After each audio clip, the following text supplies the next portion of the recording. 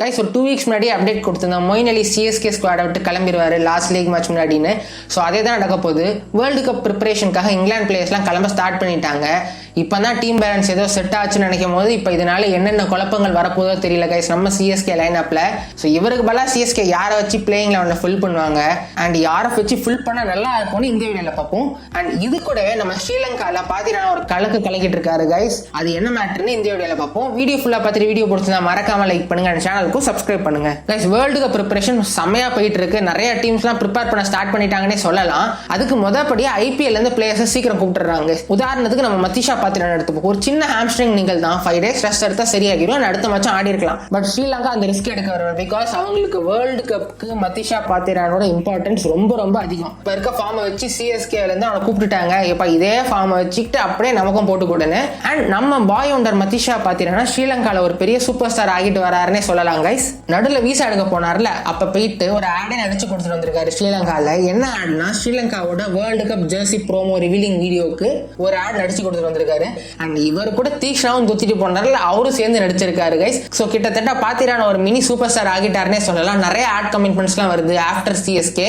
And இது வரைக்கும் இன்டர்நேஷனல்ல பெருசா அவ்வளவா பெர்ஃபார்ம் பண்ணல கைஸ். நிறைய அடி வாங்கியிருக்காரு. பட் ஐபிஎல்ல வேற லெவல்ல போலிங் போட்டிருக்காரு.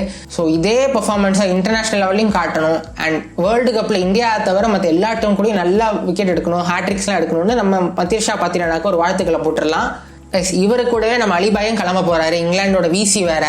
அண்ட் இப்போ ஆர்சிபியில் ஜாக்ஸ் போயிடுவார். இப்போ ஜாக்ஸ் போனால் அவங்க மேக்ஸில் வச்சு ரீப்ளேஸ் பண்ணிடலாம். பட் நம்ம டீமில் மொயின் அலிக்கு டைரக்ட் ரீப்ளேஸ்மெண்ட் யாருமே கிடையாது ஓவர்சீஸ் பேட்டிங்கில். ஸோ சிஎஸ்கே 2 ஆப்ஷன் இருக்கு. ஒன்று டைரக்டா ஆல்ரவுண்டர் சாண்டர் எடுத்துட்டு ஸ்லாட்டிங் பண்றது, இல்லை இன்னொரு ரூட் ரொம்ப பயங்கரமான ரூட் ரஹானே எடுத்துட்டு வர்றது கைஸ். அந்த ஆப்ஷன் நமக்கு போகவே போவேணாம். அண்ட் சாண்டர் ஆர்சிபி கேட்ஸ் ஒரு நல்ல ஆப்ஷனா இருப்பாரு. நீங்க இந்த சின்னசாமி பிச்சை பார்த்தீங்கன்னா பால் கொஞ்சம் கிரிப் ஆகுது ஸ்பின்னர்ஸ்க்கு. அண்ட் பேசர்ஸ்க்கும் நல்ல ஸ்விங் இருக்கு. கண்ட்ரோல் தான் லைன் இருந்து போட்டீங்கன்னா ஆர்சிபியில் இன்னும் தப்பிக்கலாம். அண்ட் ஆர்சிபியோட மெயின் வீக்னஸே லெஃப்ட் ஆர்ம் ஸ்பின்னர்ஸ் கைஸ். மொதல் 6 பேருமே ரைட் ஹேண்டர்ஸ். நடுவில் மைப்பால் லோங் ஓவர் மட்டும் தான் லெஃப்ட் ஹேண்டருங்க. ஸோ சாண்டர் வச்சு 4 ஓவர் இடையில வச்சு நடுவில் 4 ஓவர் தள்ளிடலாம். போதா குறைக்கு நம்ம தீக்ஷனாவும் இருக்காரு. அவர் 4 ஓவர் என்ன கேவலமான பிச்சுனாலும் 4 ஓவர் 30 ரன் மேலே தாண்ட மாட்டாரு. ஸோ சாண்டர் தீக்ஷனை ஓப்பனிங் பண்ணிட்டு நடுவில் ஜட்டு 7, 9, 11, 13 போட்டோம்னா கரெக்டாக கண்ட்ரோல் பண்ணி வின் பண்ண சான்சஸ் நிறையவே இருக்கு கைஸ். பட் சிஎஸ்கே இந்த ஆப்ஷன் போவாங்கன்னு கேட்டீங்கன்னா தெரியாது.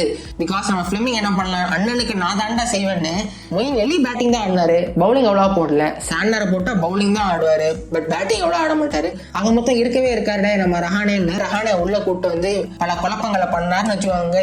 அங்கவே நமக்கு ஒரு நாமத்தை போட்டுடலான்றதான் என்னோட கருத்து. பட் ஃபிளமிங் அதை தப்பா பண்ண மாட்டாருன்னு தான் நான் எக்ஸ்பெக்ட் பண்றேன். வெயிட் பண்ணி பார்ப்போம் என்ன யோசிக்கிறாருன்னு. ஸோ அலிபாயை நம்ம கடைசி தடவை மஞ்சள் சட்டையில் பார்த்துட்டோம்னு நினைக்கிறேன் கைஸ். ஃபேர்வெல் மேட்ச் ஆடிட்டாருன்னே சொல்லலாம். அடுத்த இயர் மே ஆப்ஷனில் எடுக்க சான்ஸ் ரொம்ப ரொம்ப கம்மி தான். ஸோ என்னதான் நடந்தாலும் Alibhai is one of the best players of CSK. வந்த முதல் நம்பர் 3 ஸ்லாட் நெயில் டவுன் பண்ணாரு. நல்ல இன்டென்ட்டோட ஆடினாரு. நிறைய மேட்சஸ் வின் பண்ணி கொடுத்தாரு. பவுலிங்லேயும் விக்கெட்ஸ் எடுத்து கொடுத்தாரு. பிளஸ் வருஷம் ஆக அவரோட பேட்டிங் ஃபார்ம் குறைஞ்சாலும் டீம்ல எங்க ஓட்டோ இருக்கோ நான் அந்த ஓட்டையை ஃபில் பண்ணி கொடுக்குறேன். நான் ஓப்பனிங் 1 டவுன், நம்பர் 4, நம்பர் 5, 6, 7 எங்க இறக்குனாலும் ஆடுவாரு. இன்டென்ட்டோட ஆடுவாரு. பட்டாசு பால் மாதிரி ஃபார்ம்ல இருந்தாலும் படப்பட அவர் பேட்ல இருந்து ரன் வரும். பிளஸ் போதா குறைக்கு லெஃப்ட் ஹேண்டர்ஸ்க்கு ஒரு சிம்ம சொப்பனமா இருந்தார் பவுலிங்ல.